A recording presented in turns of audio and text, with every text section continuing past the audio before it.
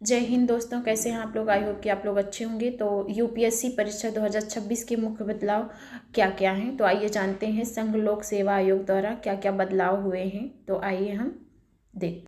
तो सबसे पहले हम ये जानेंगे कि आईएएस और आईएफएस अधिकारियों पर पूर्ण प्रतिबंध क्या है। दूसरा ये जानेंगे कि आईपीएस अधिकारियों के लिए विशेष सीमा क्या है। तीसरा जानेंगे कि रैंक सुधारने हेतु केवल एक अवसर पर क्या संघ लोक सेवा आयोग का बदलाव है, वो जानेंगे। चौथा जानेंगे एआई आधारित चेहरा प्रमाणीकरण क्या है। पांचवा जानेंगे कि आवेदन वापस लेने की सुविधा समाप्त, इस पर क्या बदलाव हुए हैं, इसके बारे में जानेंगे।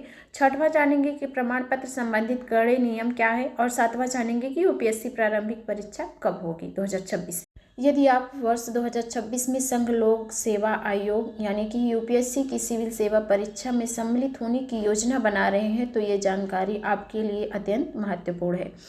आयोग ने परीक्षा नियमों में कुछ ऐसे क्रांतिकारी परिवर्तन किए हैं जो आपकी चयन प्रक्रिया और रणनीति को पूरी तरह प्रभावित करेगा। आइए जानते हैं इस मुख्य बदलाव को।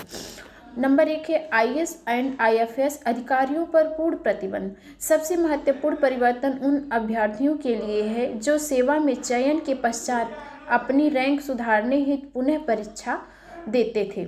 नए नियमों के अनुसार जो अभ्यर्थी पहले से ही भारतीय प्रशासनिक सेवा आईएएस या भारतीय विदेशी सेवा आईएफएस में कार्यरत हैं, वे अब यूपीएससी 2026 की परीक्षा में बैठने के पात्र नहीं होंगे। नंबर 2 है आईपीएस अधिकारियों के लिए विशेष सीमा। तो यदि आप वर्तमान में भारतीय पुलिस सेवा यानी कि आईपीएस हैं तो आप परीक्षा तो दे सकते हैं, किंतु पुनः आईपीएस का विकल्प नहीं चुन सकेंगे। आपको केवल अन्य सेवाओं जैसे आईएएस या आईएफएस के लिए प्रतिस्पर्धा करनी होगी। नंबर 3 है रैंक सुधार हेतु केवल एक अवसर। ग्रुप ए की अन्य सेवाओं में चयनित अभ्यर्थियों के लिए अब रैंक सुधार का अवसर सीमित कर दिया गया है। अब आपको अपनी रैंक सुधारने के लिए मात्र एक अतिरिक्त प्रयास को अनुमति मिलेगी। इसके लिए आपको प्रशिक्षण यानी कि ट्रेनिंग से छूट लेनी होगी। नंबर 4 है एआई आधारित चेहरा प्रमाणीकरण। परीक्षा केंद्र से प्रवेश से पूर्व एआई आधारित फेस ऑथेंटिकेशन अनिवार्य होगा। इसके अतिरिक्त आवेदन पत्र भरते समय भी अभ्यर्थियों को अपनी लाइव फोटो अपलोड करनी होगी।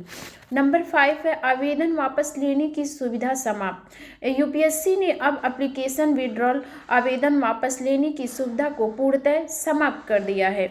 एक बार आवेदन जमा होने पर उसे निरस्त नहीं किया जा सकेगा, अतः अपना आवेदन पत्र अत्यंत सावधानीपूर्वक।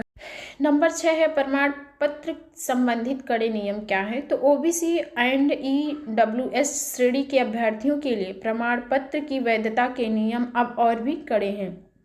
आपका प्रमाण पत्र 1 अप्रैल 2025 के बाद का बना होना अनिवार्य है। निर्धारित तिथि के पूर्व के प्रमाण पत्र स्वीकार नहीं किए जाएंगे। जानते हैं नंबर 7 पे कि यूपीएससी 2026 का पेपर कब होगा। तो ये 24 मई 2026 को होगा, निर्धारित किया गया है। इन नियमों को ध्यान में रखकर अपनी तैयारी को अंतिम रूप दें, अनुशासित रहें और सफलता की ओर बढ़ें। धन्यवाद।